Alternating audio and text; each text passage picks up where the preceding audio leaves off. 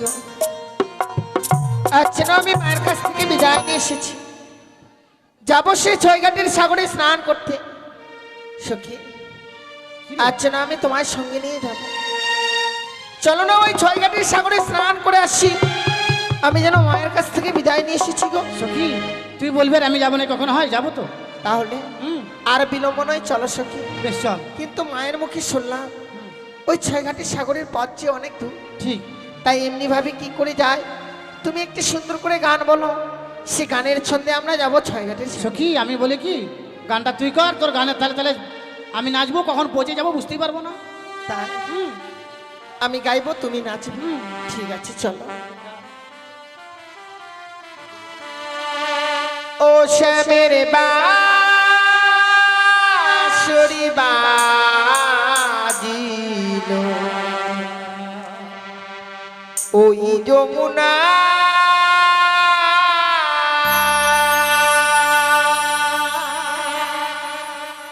শ্যামের বাঁশরি বাজিল ওই যমুনা,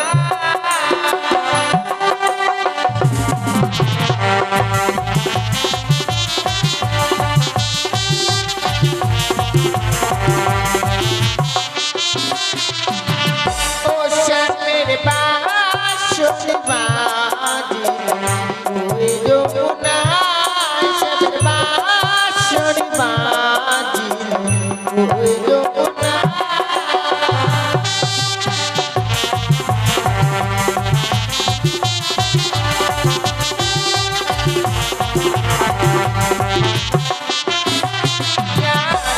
বাধানের বাঁশের বাঁশি, বাঁশি বাজায় কালো শশী গো,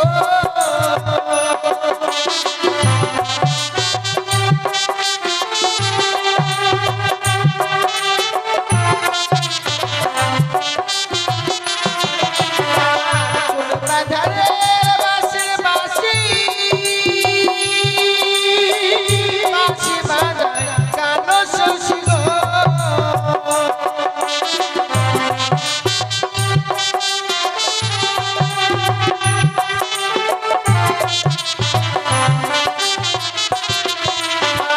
জয় রাধে সীতারে বলে, জয় রাধে সীতারে বলে, ডাকিছি আমার ওই যমুনা, বাঁশরি বাজিল ওই যমুনা।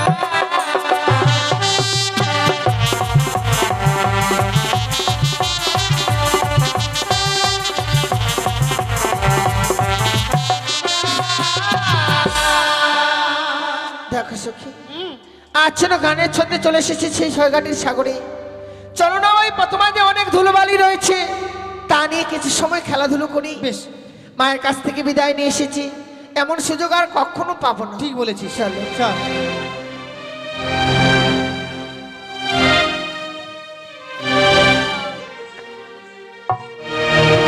একই আমি দেখছি আজ বেহুলা বালি তার সখীকে নিয়ে চলেছে ছয়ঘাটের সাগরে স্নান করতে। এই মনুষ্য রূপ দূরে রেখে এক বৃদ্ধ ব্রাহ্মণ রূপ ধারণ করে আমি যাব ওই বেহুলা বালিকে পরীক্ষা করতে। সখী হ্যাঁ বলো। এই খোঁচাতে আমরা গুতাগুতি খেলবো? না সখী, কেন রে? সে খেলা আমি খেলতে পারি না। তাহলে কি তাই খেলবি? চলো আমি একটা সুন্দর করে মন্দির তৈরি করব, সেই মন্দিরে আমি পুজো করবো গো। মন্দির তৈরি করলি? হ্যাঁ। আমি একটা হাগার ঘর তৈরি করলাম এখানে। কি বলছো? হ্যাঁ, না সখী, যদিও করো তাহলে আমার থেকে অনেক দূরে। যেরকম কোনো একটা পুজো করতে মন্দির লাগে, তো হাগার জন্য তো বাথরুম লাগবে।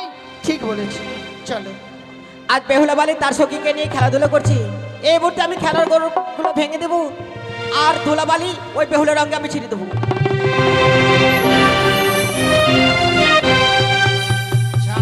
নুপুর বাজে, নুপুর বাজে রে। এই বুড়ি, এই কি হলো রে চড়ি? তোর কপালে চোখ নেই? কেন?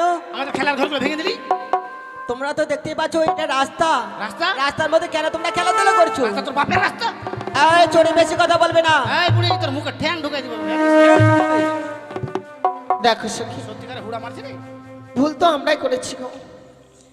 এমনি ভাবে যদি এই প্রথমাঞ্জে খেলাধুলো করি লোকে কোন পথ দিয়ে যাবে বলো? ও আমরাই ভুল করেছি। হ্যাঁ সখী, বেশ, চলো আর এমনি ভাবে আমরা আর খেলাধুলো করবো না। এই মুহূর্তে আমরা সেই ঘাটে গিয়ে স্নান করে নেবো। বেশ চল চলো। চল। আর দেরি করবো না, এই মুহূর্তে আমি ঘাটে গিয়ে পঞ্চমটি ঘাটের আমি পুজো করে একটি ঘাটে আমি বসে থাকবো। দেখো সখী, আজ আমি যেন যে ঘাটে স্নান করতে যাই, আমি কি দেখতে পাই জানো সখী? কি দেখতে পাচ্ছিস তুই? ওরে কার ঘরের কালিয়ার চা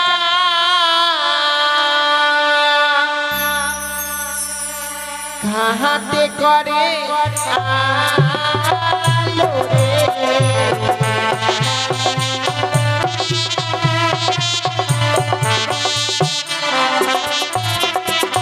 আর কার ঘরের কালিয়ার চা ঘাটে করে আলো রে।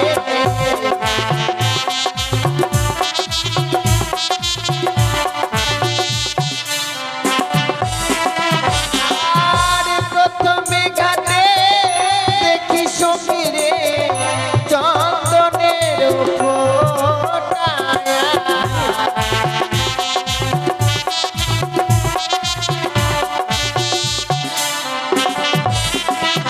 আর দ্বিতীয় ঘাটে দেখি সখীরে তেল সিঁদুরের ফোঁটায়া।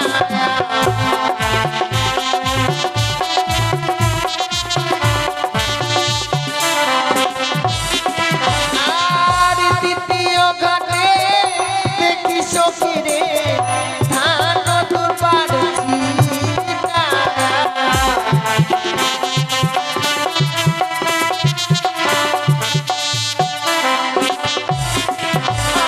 আর চতুর্থ ঘাটে দেখি সখীরে চন্দনের ফোঁটায়া।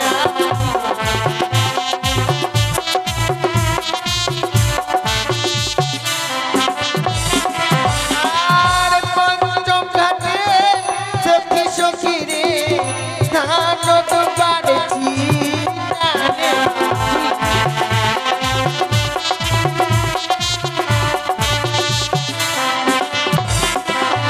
আর কার ঘরের কালিয়ার চা ঘাটে করে আলো রে।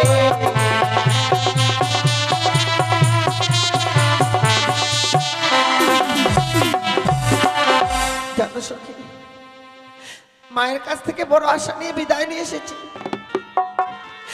এই ছয় ঘাটের সাগরে স্নান করে আমি আমার সতীত্ব লাভ করব, কিন্তু আমি যেন এক এক করে পঞ্চমটি ঘাট ঘুরে এসেছি সখী। সখী রে, পারলাম না কোনো ঘাটে স্নান করতে।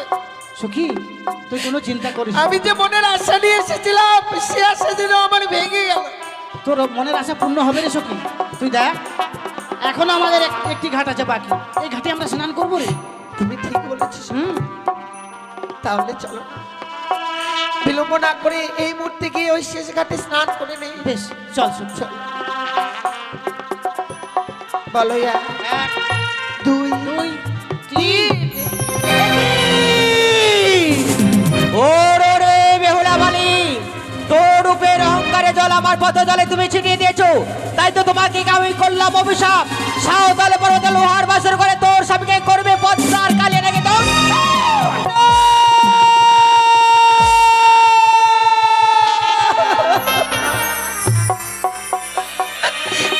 পিতামা, কি ভয়ঙ্কর অভিশাপ করলে গো জননী। তুমি ফিরিয়ে নাও, ফিরিয়ে নাও, ফিরিয়ে নাও আমার এই অভিশাপ মা, ফিরিয়ে নাও।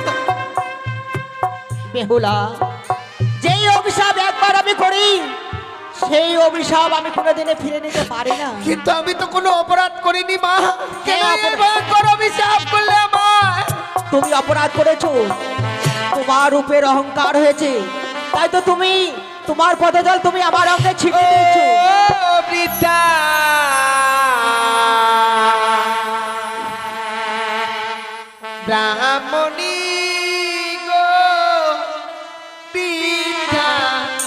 রাহামণি গো মা,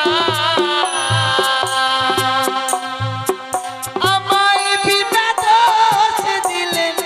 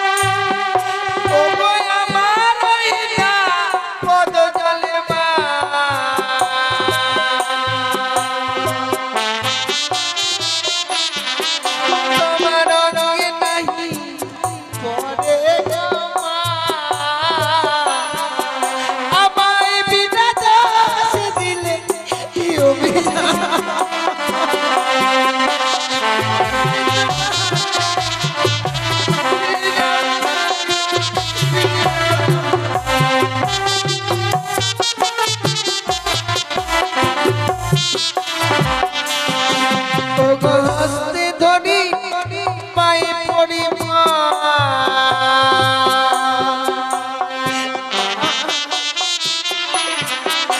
আমায় ক্ষমা করে দাও গো মা, আমায় বিনা দোষ দিলেন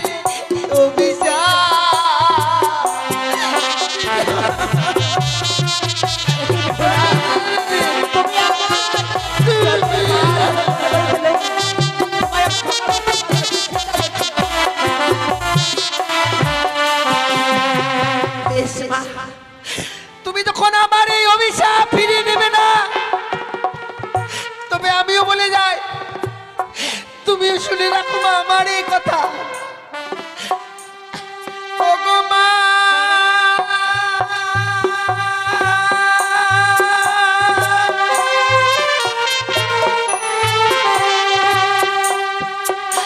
ও গো তোমার ওই না অভিশাপে মা,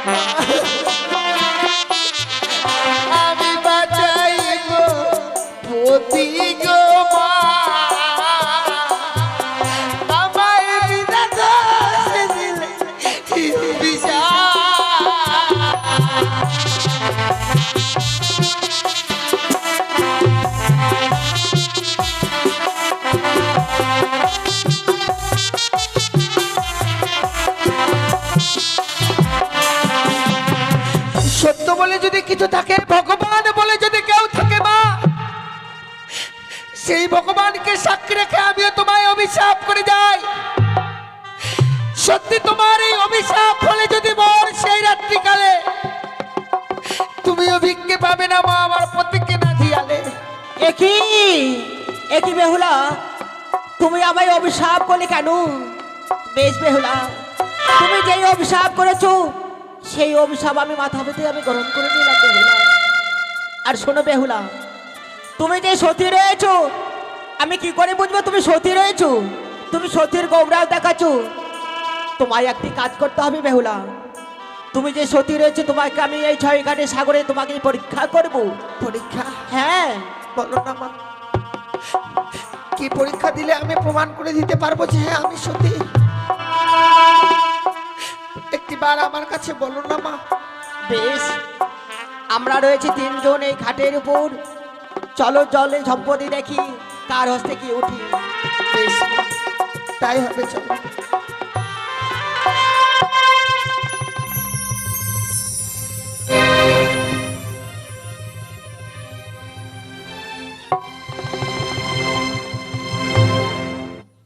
চুরে এই বুড়ি বলতো তোর হস্তে কি উঠেছে? আমার হাতে হ্যাঁ, মাথা মোটা চেং মাছ। মাথা মোটা চাকমা ছাড়া তুমি আর কি পাবে? আর তোমার হস্তে কি বাই উঠবে? তাহলে তুমি রয়েছো 56 জালে সতী রয়েছো। ছাপানো জেলা হ্যাঁ, কম বলে দিলি তুই। আর কেন? তোর হাতে কি উঠেছে? আমার হস্তে হ্যাঁ, দেখ সুবর্ণের ঘর উঠেছে। সুবর্ণের ঘট। হ্যাঁ, এই মাটির ঘট।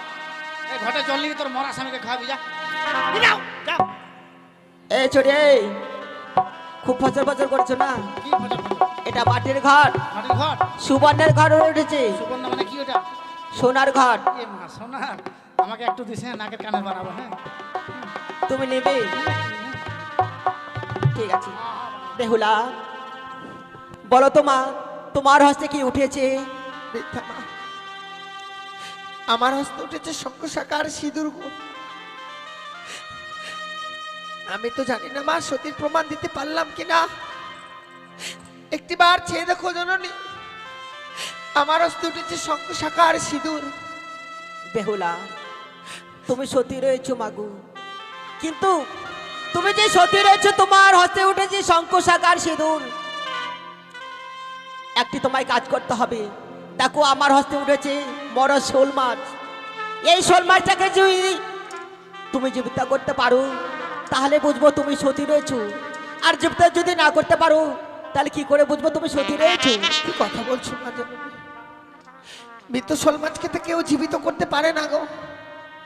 আমি সাধারণ নারী হয়ে কি করে ওই মৃত শোল মাছকে জীবিত করে দেবো গো? বলো না মা, এই যে আমার দ্বারা সম্ভব নয়। আমি কি করে ওই মৃত শোল মাছকে জীবিত করে দেবো গো? ও, আর তুমি বলছো আমার সামনে যে আমি সতী রয়েছি, আমার স্বামীকে আমি ফিরে পাবো? আমি কি করে বুঝবো?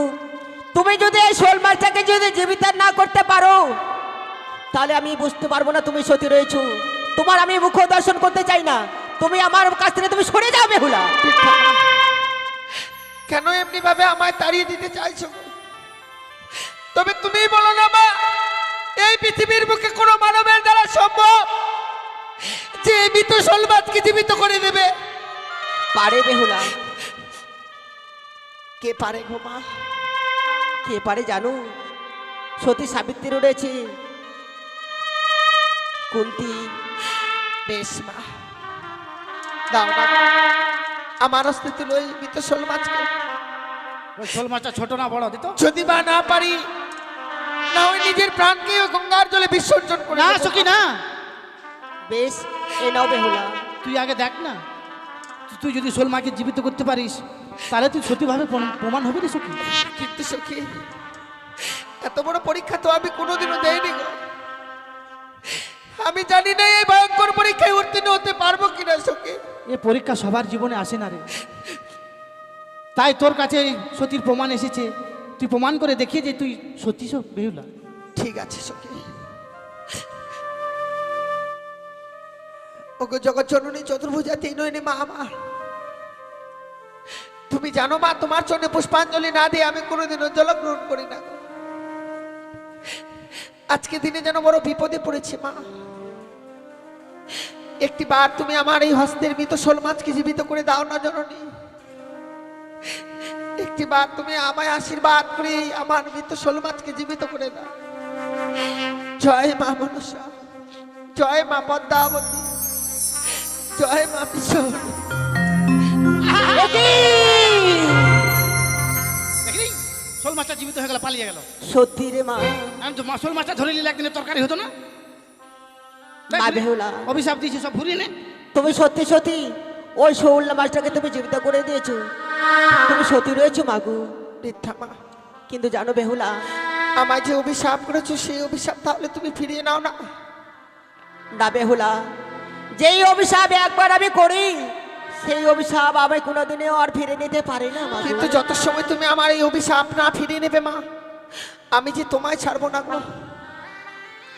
তুমি আমায় ছাড়বে না? অভিশাপ খালি বেহুলা দিতেই দেখো জানো। দেখো, তোমার মা তোমার জন্য দেখো অপেক্ষায় রয়েছে। দেখো বেহুলা দেখো। আমার মা? হ্যাঁ,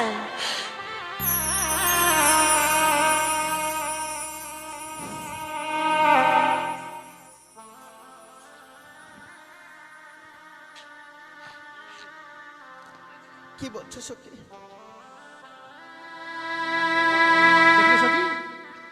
তোকে অভিশাপ দিয়ে চলে গেল। সবার কপালে এমন অভিশাপ আসে না সখী। কি বলছিস সখী? আজকে দিনে যে ভয়ঙ্কর অভিশাপ পেয়েছি আমি, আজ থেকে আমার জীবন শেষ হয়ে গেছে। না রে সখী, তুই কেন ওসব ভাবছিস সখী? দেখো সখী, পিতামার যে ভয়ঙ্কর অভিশাপ করে দিয়েছে আমায়, বিয়ের রাত্রে বাসর করে আমার স্বামীকে ওই পদ্মা কালে নাকি দংশন করবে। ওই অভিশাপ কি তোকে সত্যি সত্যি লেগে যাবে রে সখী? যে নারী নাকি বাসর করে স্বামীকে হারায়,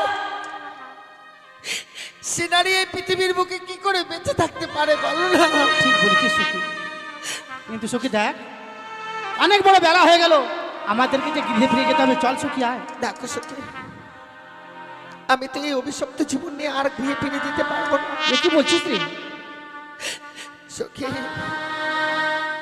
মায়ের কাছে ছুটে গেলে সঙ্গে সঙ্গে মা আমায় জিজ্ঞেস করবে, বেহুলা গিয়েছিলে যে মা ছয় ঘাটের সাগরে স্নান করতে বললা,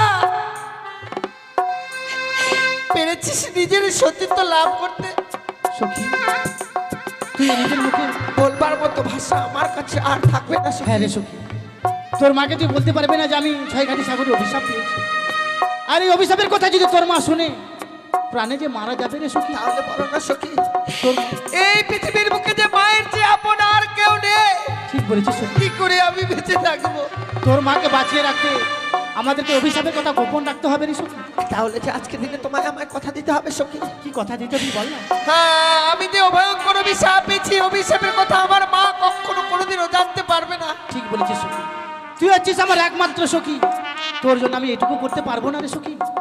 তোকে হাতে হাত দিয়ে কথা দিলাম, এই অভিশাপের কথা তুই আর আমি ছাড়া পৃথিবীতে কেউ জানতে বেশ পারবে না। সখী, সত্যি আমাদের অনেক বিলম্ব হয়ে গেছে। হ্যাঁ রে, চলো এই মুহূর্তে মায়ের কাছে। বেশ চল সখী।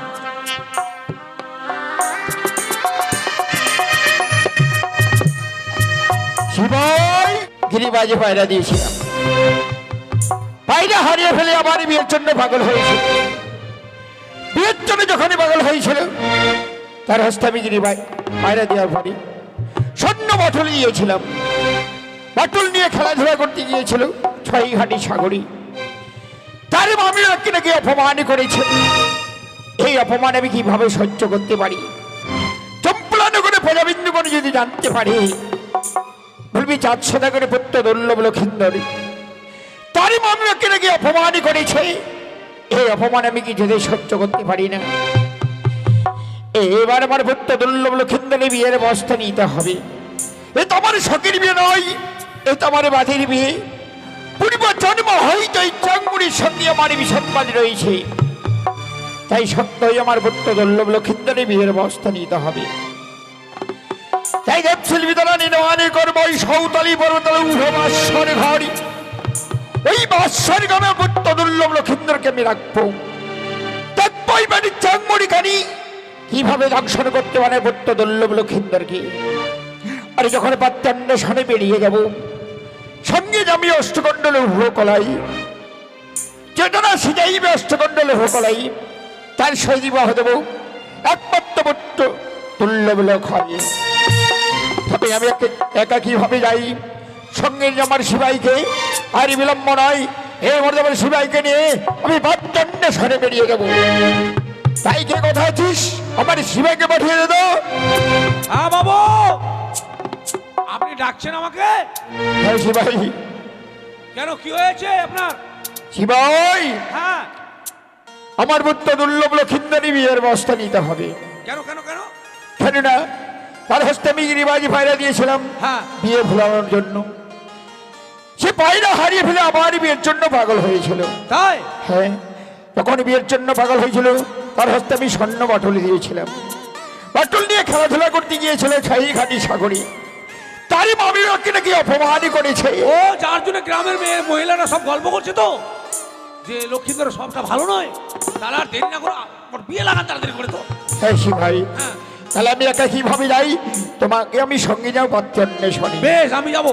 আর যাওয়ার আগে অষ্টকণ্ডল ভূকলাই সঙ্গে নিয়ে যাবো আমি। হ্যাঁ হ্যাঁ, যেটা সিজাইবে অষ্টকণ্ডল ভূকলাই, গলায় তার সঙ্গে বিবাহ দেবো একমাত্র পুত্র আমার দুর্লভ লক্ষিন্দর। দুর্লভ লগায়, ঠিক বলেছেন।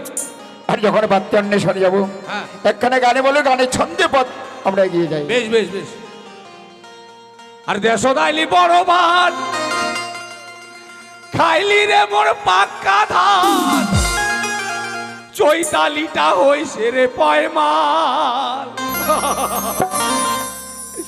একে তো মোর বেটির জ্বালা, ভগবানে দিছি একে পালা, জামাই খুঁজি হইনু রে হইরা। একে তো মোর বেটির জ্বালা, ভগবানে দিছে একে পালা, জামাই খুঁজি হইনু রে হইরা।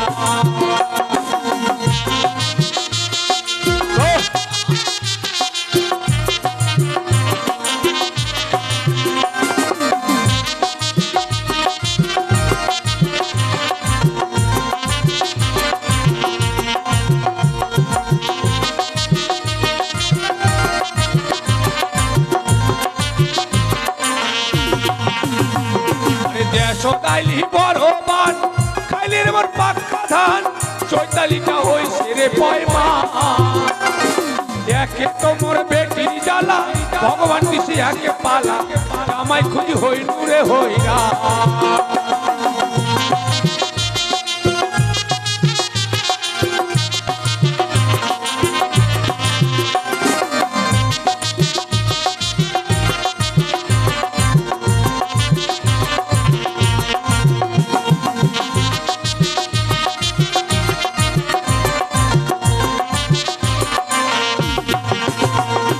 বড় দাদার বুদ্ধি ধরি কেন রে আমি শিলিগুড়ি জামাই খুঁজিবা।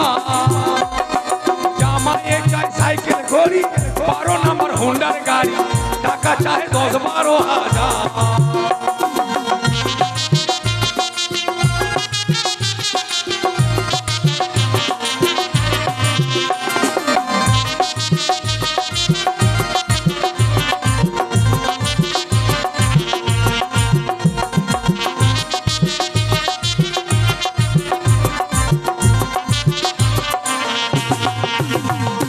বড় দাদার বুদ্ধি ধরি কেন রে আমি শিলিগুড়ি জামাই খুঁজিবা। জামাই চাই সাইকেল ঘড়ি, 12 নম্বর হুন্ডার গাড়ি, টাকা চায় 10-12 হাজার।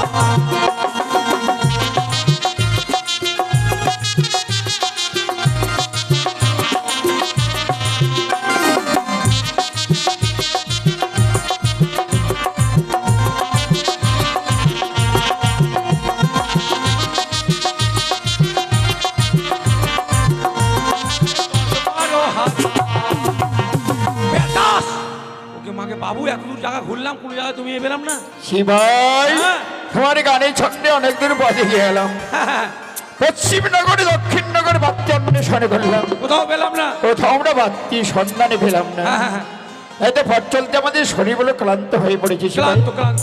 ওই যে সামনে এক বটবৃক্ষ, বটবৃক্ষ চলাই বটবৃক্ষে তোলা আমরা গেছি সবাই বিশ্রাম। বেশ, তাই আমি চলছি। শশী ভাই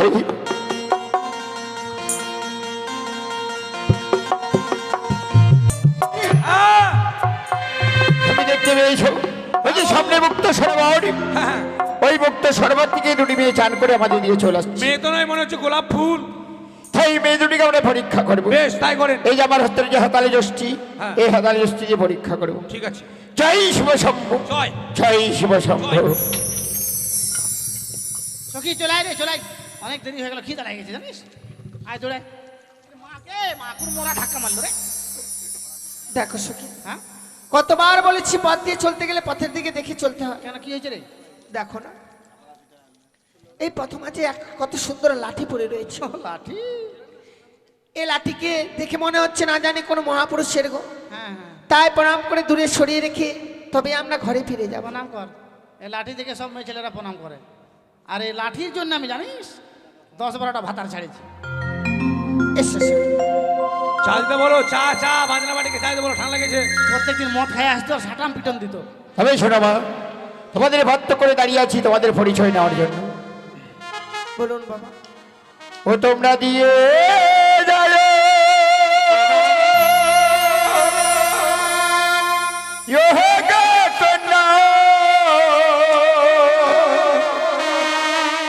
ওই না নিজ পরি সহযোগ কি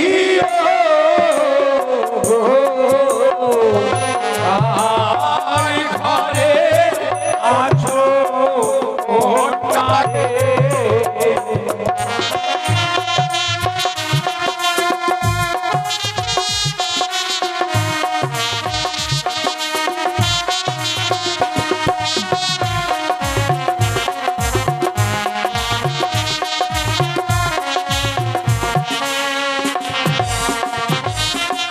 আর দিয়ে যাব ও গো বাবা নিজ পরি যায় গো কি পালো রাজ ঘরে কন্যা ওরা গো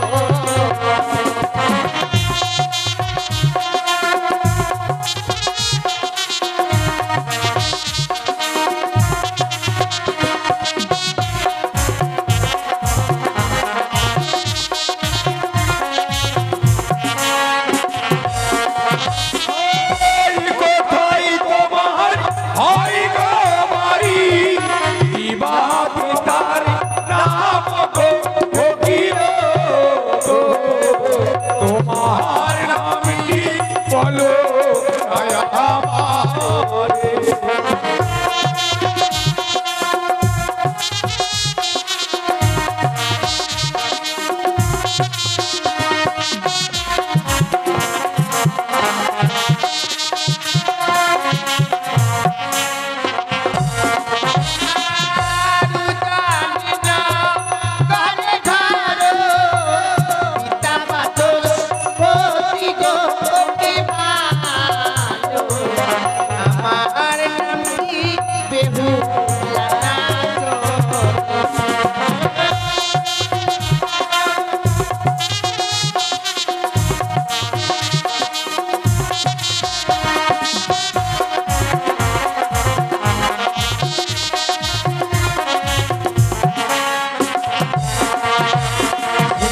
হ্যাঁ বলুন তাদের বাড়ি কোথায় তুমি বুঝতে পেরেছো?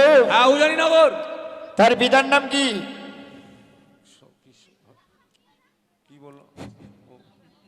বাচস্পতি ভাই এভাবে লাঠিটা ধরেছে মানে ঠান্ডা লাগছে না আর পিতার নাম হচ্ছে বাচস্পতি সদাগর। আর মেয়েটির নাম কি বললো? বেহুলা বেহুলা, তাই না? ঠান্ডা লাগছে লাগছে না আমি শোনো মা, তোমাদের পরিচয় পেয়েছি। তোমরা যখন ওই মুক্ত সরোবর থেকে চান করে বাড়ি ফিরে যাচ্ছ, তোমাদের মাথায় আমি সিঁদুর দেখছি না। তোমরা দত্তে গিয়ে অদত্তা এ কথাটি বলে দিতে হবে। আমরা হচ্ছে অদত্তা গো বাবা। বেশ, তোমাদের পরিচয় পেয়েছি, এবার তোমরা যেতে পারো। ওই আজি ভুলো যদি হয় বিদেশি ক্ষমা করবে মাতের গো ও কি ভালো রাজ ঘরে কন্যা ওরা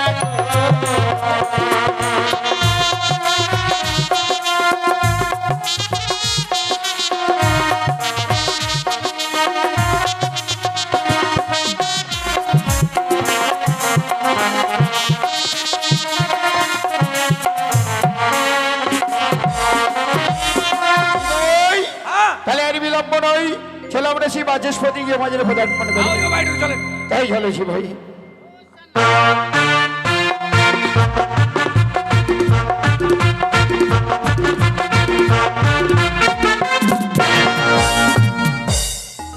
সুজলা সুফলা শস্য শ্যামলে ভরা মর উদয়নগর।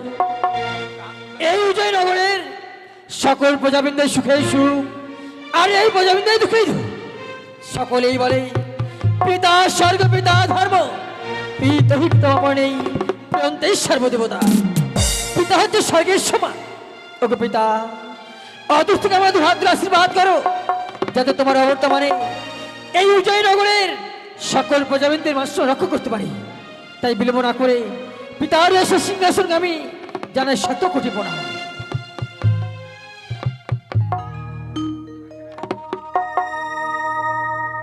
তাই দেখতে দেখতে আমার একমাত্র মা বেহুলা সে ওই জন্য বড় হতে চলেছে।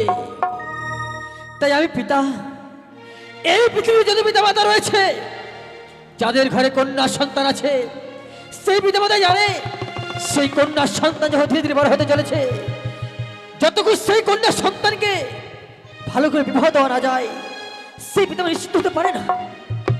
তাই এই উজ্জ্বল রাজ্য পরিচালনা করতে করতে আমি আমার ক্লান্তিত হয়ে পড়েছি। তাই আমি কিছু করে বিশ্রামে যাবো। বলছে ভাই, বলছে ভাই, তাই বাবু।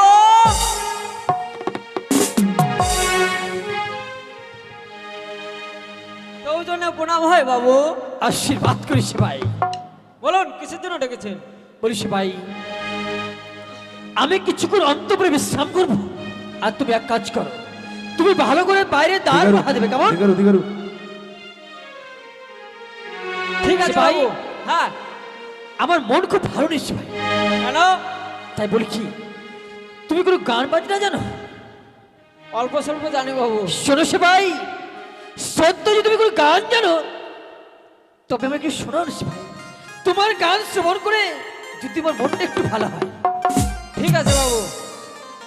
জালের চোটে ফুটে উঠে দাদা গো ঝোল শুখালে চড়ি চড়ি, কলি যুগের প্রেম করা ভাই আলোর তরকারি, কলি যুগের প্রেম করা ভাই আলোর তরকারি।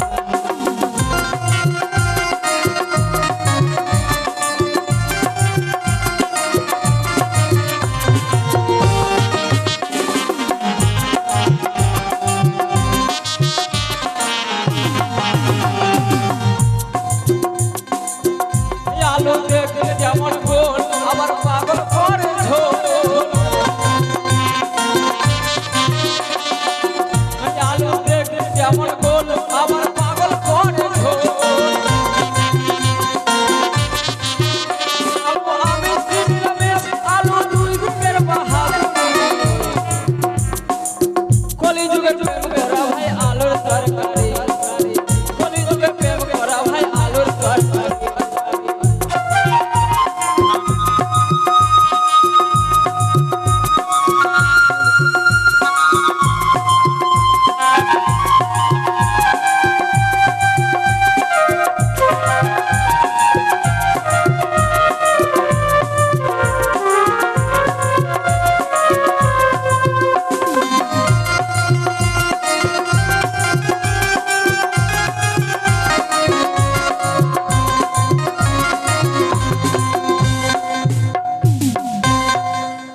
বাবু বলিস ভাই, সত্যি তুমি যে আলুর গান শোনা না খুব ভালো। তাই বললে মনে হয় তুমি কিছু দ্বার পাহা দাও, কেমন? ঠিক আছে বাবু। জীবন! বাবুরে বাবু, অনেক বড় বাড়ি, তেল বাড়ি। আরে তেলে না বলো, তিনতলা বাড়ি। তিনতলা বাড়ি? ডাক দিয়ে দাও, বাড়ি দিকে আছে। ঠিক আছে বাবু, কলিং বেল দাও বাবু। বেশ।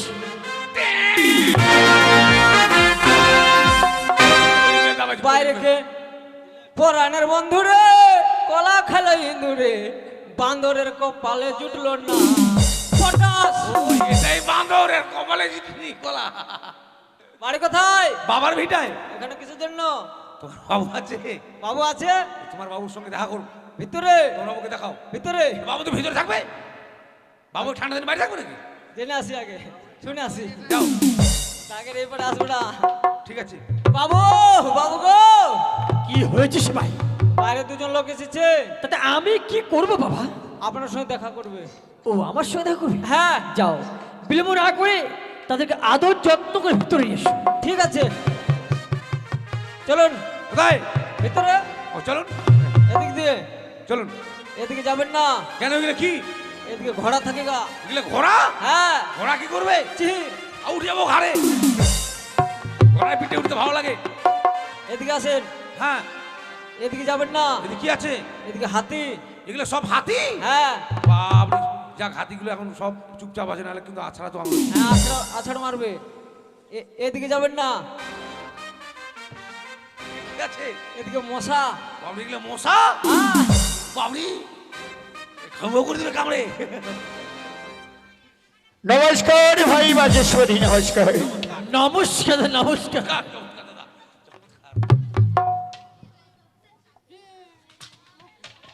কেন বে? ভাই বাজেশ্বরী। এসো ভাই। মারছে আমাকে। চলছে। বাবু, আপনারা মারামারি করছেন যে? এই কর্তব্য কোথাকার? আমরা মারামারি করিনি। তাহলে যে এভাবে এ হচ্ছে আমার দাদা, অনেকদিন পর আমার রাজ্যে এসেছি তো, তাই আমি একটু আলিঙ্গন করি। আর আমি ভাবছি উনি মারামারি লেগে গেলেন আপনারা। কথা কোথাকার। এই ছেলেটা জানা? ভাই বাচস্পতি, কেমন আছিস ভাই বাচস্পতি? দাদা আমি তো ভালোই আছি। তোর উজানি না করে প্রজাবিন্দু কোন ভালো আছে তো? আমার উদয়নগরের যতটুকু প্রজাবিন্দু রয়েছে সকলেই কুশলে রয়েছে। আমাদের গুলো ভোটার জমিতে আছে। কি বলছো তুমি? ভোটা আপনাদের জমি, আপনার দেশের রাজা লোকগুলো সব কুশোর জমিতে আছে, আমাদের গুলো ভোটার জমিতে সে আছে। ভাই আমি তা বলিনি কি বলেন? যে কুশারের জমিতে আছে, সেটা বলিনি। কি বলেন? আমি বললাম কুশলে আছে। তার কথার অর্থ হচ্ছে সকলেই ভালো আছে। ও, আর আমাদের গুলো আরামে আছে। আরাম থাকা, ভালো থাকা, বিশ্রাম থাকা, এগুলো সব একই জিনিস। আমি বলছি আর কুশল তুমি একটু কুশোর জমিতে তো আমাদের তো মুখ দিয়ে থুতু কেন বেরোচ্ছে বাবা? বাবে ঠান্ডাতে বুঝতে পারছেন না, আসল কাছাকাছি। বলি দাদা বল ভাই বাচস্পতি। জানতে পারি আজ হঠাৎ করে কিবা কারণে মামা উদয়নগরে পদার্পণ করছেন দাদা? ভাই বাচস্পতি, তুই অবাক হয়ে গেলি না? তোর কি সমাজে কিসের জন্য পদার্পণ করেছি? এই যে আমি সঙ্গে নিয়ে আমার সিপাহীকে, এই সিপাহী বিস্তারিত ভাবে বলবি, আর তোর অন্তপুরে আমি কিছু সময় বিশ্রাম করবো। তাই হবে দাদা। সিপাহী, আমরা কিসের জন্য এসেছি এই সব কথাগুলি তুমি ভালোভাবে গুছিয়ে বলবে। বেশ বেশ, আমরা এসছি আপনার বাড়িতে, বাবু আর আমি বিয়ে করবো। সিপাহী, কি বলছো তুমি? কি বললি? বিয়ে করবেন না? আমি বিয়ে করবো? তাহলে আমার এই ছেলের সম্বন্ধ নিয়ে আমি বিয়ে করবো? আপনি তাহলে বলেন, আমি পারবো না। হঠাৎ আমি আপনার কথা বলছিলাম, ভাবছিলাম। সিপাহী, থাড়ই সিপাহী, ভাই বাচস্পতি, ভাড়ে কিছু করিস না। দাদা। আমার এই সিপাহীটা বড় রসিকতা করে দেও। আর তোর কি সমাজের আমি কিসের জন্য পদার্পণ করেছি, আর যদি আমি না বলি তুই তো বুঝতে পারবি না। সত্যি ভাই। বলছো দাদা? তোর কি সমাজের যে দুটি মেয়ে প্রবেশ করলো, ওই মেয়ে দুটি গাড়ি দাদা যাদের অদূর থেকে আমার এই রাজকে প্রবেশ করতে দেখেছো, তার মধ্যে একটি ছিল আমার কোনো মা বেহুলা, আর তার সঙ্গে ছিল একটি সখী। কি হয়েছে দাদা?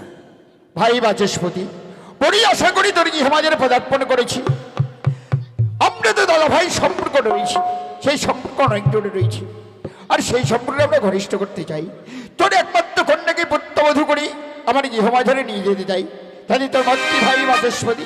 দাদা আমি মনে মনে আমার একমাত্র মা বেহুলার জন্য একটি সুপাত্রের সন্ধান করছিলাম, আর তোমার পুত্রের সহিত আমার কোনো বিবাহ হবে, এর থেকে ভালো সংগত কি হতে পারে দাদা? কি দাদা, যে কারণে আমার রাজগৃহ হচ্ছে সে তো আমার একার কোনো নয়, গৃহে আমার মেনকা আছে। আমি তার সঙ্গে পরামর্শ করেই কথা দেবো তোমাদের।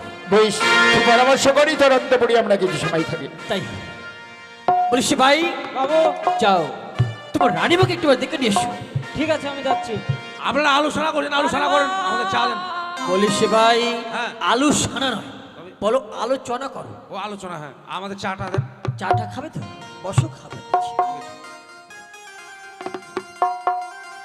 বাবু, বাবু গো, সে ভাই এ বিয়ে হবে না। কেন বাবা? ওরা সাপ খায়। কি বলছো তুমি? সবাই সাপ খায়? হ্যাঁ, তোমায় কে বললো? আমি শুনেছি শোনো সে ভাই, মানুষ হইতে কুকুর সাপ খেতে পারে না। গ্রামবাসী সকলে বলে সাপ কুকুর ঘর। সকলেই বলে যে সাপ খেকো ঘর। বলি সে ভাই, তোমার যদি যে সত্যই হয় যে তারা সাপ খায়, তবে সে সাপ খেকো বংশে আমি আমার একমাত্র মা বেলা কিছুতেই বিবাহ দেবো না। না না, হবে না। কিন্তু সে ভাই, দাদা বড় আশা করে এসেছে আমার গৃহ মাঝারে, কি করে গিয়ে বলবো দাদা তোমরা সাপ খাও বলে আমি বিবাহ দেব না? আমি বলবো। তুমি বলবে? হ্যাঁ, কাকে বলবে? ওই যে ওদের শিবাই। যাও জিজ্ঞেস করো কেমন। এদিকে চা হয়ে গেছে? ব্যাপার হচ্ছে কি, কি? তোমার নাম কি? চাঙ্গু। টাঙ্গু? তোমার নাম? আমার নাম ভাঙ্গু। ভালো হলো, তাহলে বসে যাই ভাঙ্গাতে। ব্যাপার হচ্ছে কি, হ্যাঁ, তোমরা নাকি বলে সাপ খাও, কে বললো? শুনেছি। বাট, সাপ থেকে আমরা ভয় পাই, আমরা সাপ খাই খাও না? না। সবাই বলে, তোমরা বলে ওটা সাপ খাও। নয়। তাহলে বাবুর ছয়টা ছেলে সর্ব আঘাতে মৃত্যু হয়েছে, তাই বাবুকে বলে, সবাই বলে সাপ খেকো ঘর। আচ্ছা, আসলটা খাইনি। বুঝতে পেরেছি। বাবু, বাবু গো। সিপাহী হ্যাঁ, কি হয়েছে? ব্যাপার হচ্ছে কি, ওদের সদাগরের 6টি ছেলে ছিল, এক এক করে মানে সর্পাঘাতে মৃত্যু হয়েছে। তার জন্যই সকলেই সাপটুকু ঘর বলে। সাপ ওরা খায় না, মানে সাপই ওদেরকে খেয়ে ফেলেছে। বলিস ভাই 6টি ছেলে ছিল, এখন একটিও নেই। এখন একটা আছে, ওই একটা আছে, একটা আছে। মানে 7 নম্বরটা আছে। হ্যাঁ। তো কি করবো আমি এখন? বিবাহ দেবো না? না বাবু, হবে না। একটা বাকি, 6টা খেয়ে নিয়েছে। আচ্ছা আচ্ছা। ও বড় হলে ও খেয়ে ফেলবে। কিন্তু সে ভাই তাহলে আমি কি বলবো, যে কি বলে দাদার কাছে যাবো বলো তো? আমি তো কিছু বুঝতে পারছি না। বাবু কঠিন কঠিন দাবি চেয়ে বসতে হবে। দাবি চাইবো? হ্যাঁ। বলিস ভাই তুমি আমায় হাসাচ্ছ? এমন কি দাবি করব যে দাবি দাদা পূর্ণ করতে পারবে না? এদিকে আসেন, আপনাকে বলে দিই। আচ্ছা বলো। 1 তক্তি কামনি সিঁদুর, অগ্নিপাষ্টের শাড়ি, শঙ্কবাই শাখা আর 101টা বরযাত্রী একই বর্ণের। ঠিক আছে ভাই, এসো। বলি দাদা। ভাই বাচস্পতি, তোর পরামর্শ হয়েছে ভাই? হ্যাঁ দাদা, আমার পরামর্শ শেষ হয়েছে, তবে আমার অল্প কয়েকটি দাবি রয়েছে। যদি সে দাবিগুলো পূর্ণ করতে পারো তবে এই সম্বন্ধ হবে, নইলে কিন্তু আমার এই উজাই নগর থেকে বই মুখ হয়ে ফিরে যেতে হবে সেই চম্পক নগরে। ভাই বাচস্পতি, এমন কি দাবি রয়েছে বল ভাই বাচস্পতি? তবে শোনো শোনো আমাদের স্বামী দাবির কথা দাদা। ও মা নিয়া সদাগর হে মা, নিয়া সদাগর হে চাঁদি বাইনা। বিয়ে ঠিক হলে চা পাবে, অসুবিধা নেই। বিয়ে ঠিক হয়েছে পাবে চা। বলি দাদা, যদি 1 তক্তি কামসে দিতে পারো তবে এই সম্বন্ধ হবে, নইলে কিন্তু বই মুখ হয়ে ফিরে যাবে চম্পক নগরে যাবে। তাই ভাই বাচস্পতি, 1 তক্তি কেন? আমি 2টি রাস্তা বেঁধে দেবো। এক রাস্তায় বরযাত্রীগণ নিয়ে যাবো, আর এক রাস্তা দিয়ে ফিরে নিয়ে আসবো। আরে মাঝে মাঝে কদলির বৃক্ষ রোপণ করবো, তবু না ছাড়িব আমরা বেহুলা না চুরি। কোথায় পাবে? এই কামনি সিঁদুর কোথায় পাবো? এ কথা সত্য ভাই বাচস্পতি। আমার অরত্যাদি মাতা চণ্ডী আমার গৃহে রয়েছে বাধা। তার চোখে পুষ্পাঞ্জলি না দিলে আমি 1 কিলো চালও গ্রহণ করি না। তার পাশে রয়েছে লক্ষ্মী, লক্ষ্মীর কনিষ্ঠঙ্গলে পদার্থ রয়েছে কামনি সিঁদুর। চাইতে দেরি পেতে দেরি নয় ভাই বাচস্পতি। বলি দাদা, এবার কামে শুধু দিয়েছো ঠিক আছে, একজন রাম লক্ষণ শঙ্কবাই শাখা লাগবে, একটি অগ্নিবাস্ত্রের শাড়ি লাগবে। যেদিন চম্পকনগর থেকে উজাইনগর আসবে সঙ্গে 101টি একই বর্ণের বরযাত্রী আনতে হবে দাদা। ভাই বাচস্পতি, 1 জোড়া রাম লক্ষণ শঙ্কবাই শাখা। 1 জোড়া কেন? আমি জোড়া জোড়া দেবো রাম লক্ষণ শঙ্কবাই শাখা, তবু না ছাড়িব আমরা বেহুলা না ছড়ি। আরে রাম লক্ষণ শঙ্কবাই শাখা কোথায় পাবো জানিস? কোথায়? একই বসনির জবাব। আমার আরাধ্যাদি মাতা চণ্ডী রয়েছে আমার গৃহে বাধা। তার পাশে রয়েছে লক্ষ্মী, লক্ষ্মী পরিধানে করি ওই রাম লক্ষণ শঙ্কবাই শাখা। বলি দাদা, আমাদের সমস্ত দাবি দাবি পূর্ণ হয়েছে, চলুন শুভ কাজ শীঘ্র। তাই এই মুহূর্তে আমরা বিয়ের দিন তারিখ ঠিক করতে পারি দাদা। ভাই বাচস্পতি, 100টা বরযাত্রী চেয়েছিস, কিন্তু আমার একটি শর্ত রয়েছে। আমার পুত্র দুর্লভ লক্ষিন্দরকে মানবেশে সাজিয়ে আমার এই উজানিনগরে তোর গৃহমাজরে পদার্পণ করবো, সেদিন তোকে বেছে বের করে নিতে হয়। তাই হবে দাদা, আমি বেছে বের করে নেব। আরে দাবি রয়েছে ভাই না, বাচস্পতি। চলুন আমরা এই মধ্যে বিয়ের দিন তারিখ ঠিক করতে পারি। ভাই চলো চলো চলো ভাই। চেষ্টাই ছিল ভাই বাচস্পতি। এখানে ভাই ভাই বাচস্পতি, তুই কন্যার পিতা হয়ে কয়েকটা দাবি আমার কাছ থেকে চেয়েছিস, আমি তোর দাবি পূর্ণ করেছি। আমি তো ছেলের পিতা, আমার একটি ছোট্ট দাবি রয়েছে, তুই আমার দাবি পূর্ণ করতে পারবি তো? দাদা বলুন, এমন কি দাবি রয়েছে আমি সেটাই পূর্ণ করে দেবো দাদা। তবে শোন, যেদিন আমি প্রত্যন্ন শনে বের হই, চোরগুলো চিৎকার করে বলেছি যে না সিজাই অষ্টকণ্ড লৌহ কলাই, তার সেই বাহ দেব একমাত্র পুত্র আমার দুর্লভ লোক হয়। তোর কন্যা যদি সিদ্ধ করতে পারে তাহলে আমি পুত্রবধূ করে চম্পক নগরে আমার গৃহমাঝারে নিয়ে যাবো ভাই বাচস্পতি। দাদা কথা যখন দিয়েছি তবে দাও, ওই অষ্টকন্ডা লোহকলাই একটিবার আমার তুলে দাও দাদা। বেশ ভাই বাচস্পতি।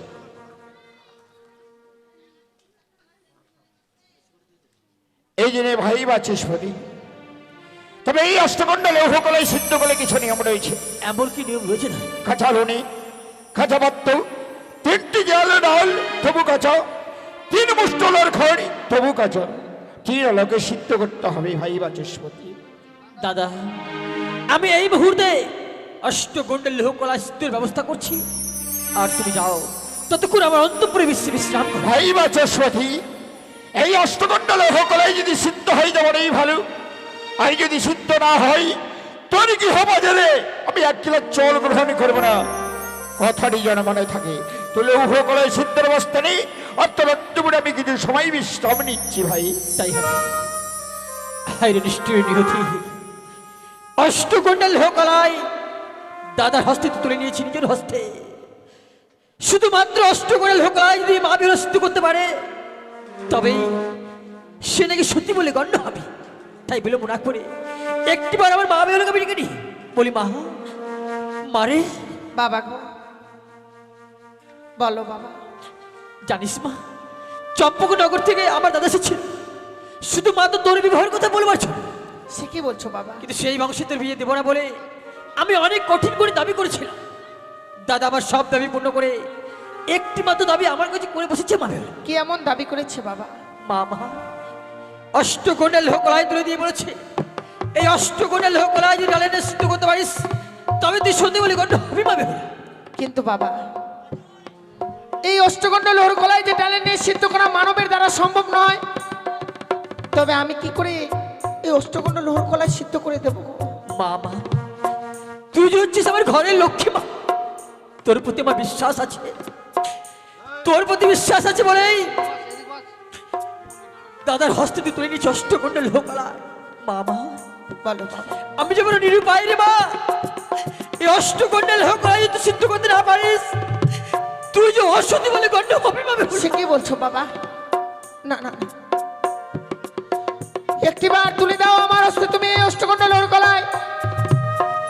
আমায় প্রাণ ভরে আশীর্বাদ করো বাবা, আমি যেন এই অষ্টগণ্ড লোহর কলাই ডালের নিয়ে সিদ্ধ করে তুমি যে কথা দিয়েছো সে কথার মান রাখতে পারি। মারে, আমি তোকে প্রাণ আশীর্বাদ করছি মা, পারবি, তুই নিশ্চয়ই পারবি অষ্টগণ্ড লোহকলাই ডালের নিয়ে সিদ্ধ করতে পারবে বলে। মা, ওই অষ্টগণ্ডে লোহকলাই সিদ্ধ করার কিছু নিয়ম রয়েছে না? কি এমন নিয়ম রয়েছে? কাঁচা উনুনে কাঁচা পাত্রে 3টে জিগার ডাল 3 মুষ্টি উলোর খড় ভেজা বসে বসেই ওই অষ্টগণ্ডে লোহকলাই তোকে সিদ্ধ করতে হবে। বেশ, আমি সেই নিয়ম অনুসারে সিদ্ধ করবো বাবা। তাই হবে। কিছু সময় তুমি অপেক্ষা করো।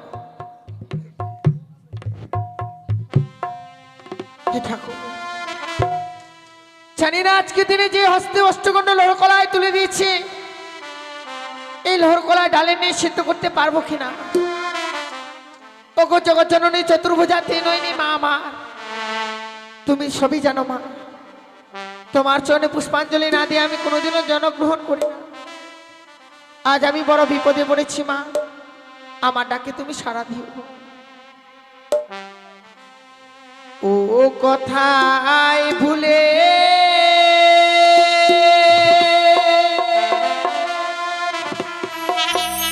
রইলে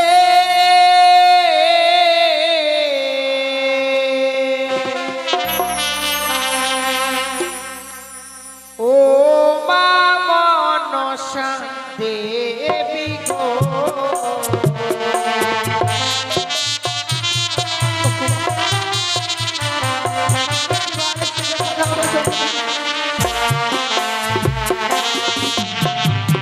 ও কোথায় ভুলে রইলে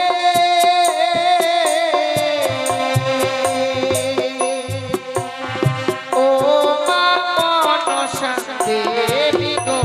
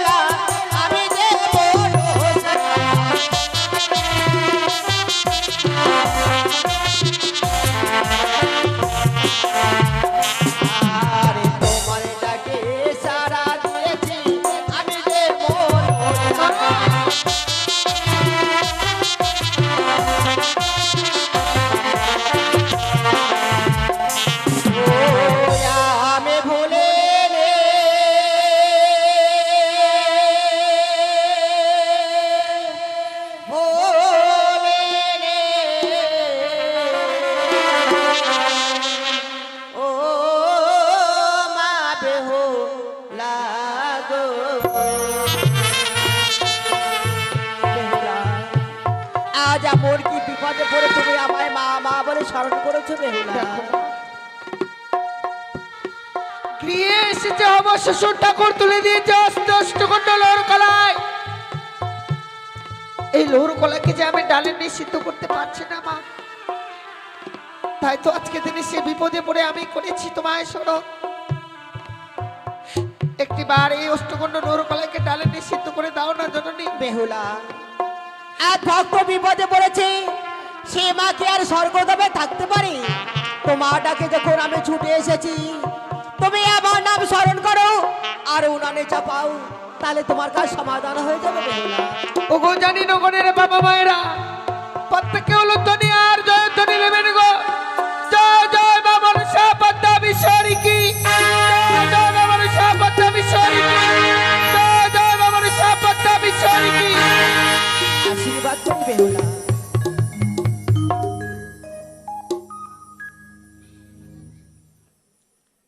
সত্যি মা, আজ যেন তোমার আশীর্বাদে আমি অষ্টকণ্ড লোরকলাকে ডালে নিয়ে সিদ্ধ করতে পেরেছি।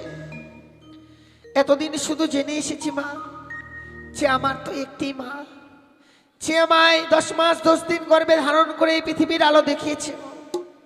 কিন্তু না, আজ থেকে জানলাম যে আমার আরো একটি মা রয়েছে, যে মা আমায় এই বিপদ থেকে উদ্ধার করে, সে হয়ে আমার বিপদ তারিণী মা।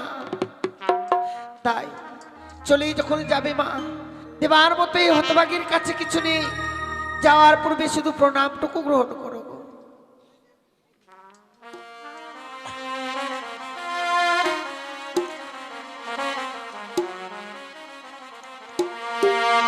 আজ প্রণামী গো মা মনসা,